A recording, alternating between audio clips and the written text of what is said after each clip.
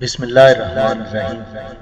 محترم سامعین و ناظرین، ہماری آج کی ویڈیو کا موضوع ہے وہ کون سا بیٹا ہے جو عمر میں باپ سے بڑا ہے۔ ناظرین، موضوع پر بات کرنے سے قبل آپ سے گزارش ہے کہ چینل کو سبسکرائب کریں، بیل آئیکن کو دبائیں اور اپنی رائے کا اظہار ضرور کریں تاکہ ہمارا سفر آسان اور بہتر ہو سکے۔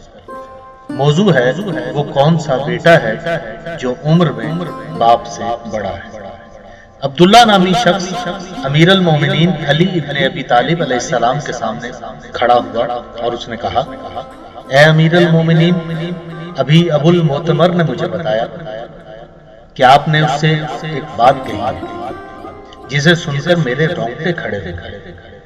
آپ نے اسے بتایا کہ رسول خدا نے فرمایا، دنیا میں ایک بیٹا ایسا بھی ہے جو باپ سے بڑا ہے۔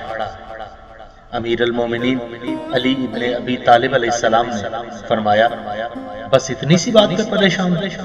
اس نے کہا، جی ہاں۔ آپ نے فرمایا، سنو، میں تمہیں حقیقت بتاتا ہوں۔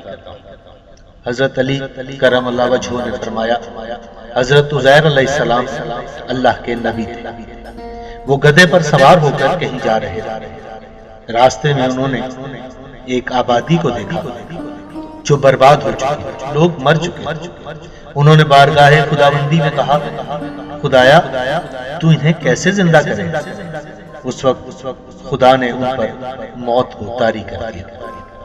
جب ان پر موت واقع ہوئی تو ان کی عمر 50 اور ان کی بیوی حاملہ تھی۔ ان کی موت کے چند دنوں بعد ان کے ہاں بیٹا پیدا ہوا۔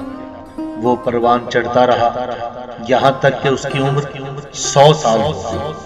حضرت عزیر علیہ السلام 100 سال تک موت کی آغوش میں سوئے رہے، پھر خدا نے انہیں زندہ کیا تو دنیاوی طور پر ان کی عمر 50 برس تھی، جبکہ ان کے بیٹے کی عمر 100 سال۔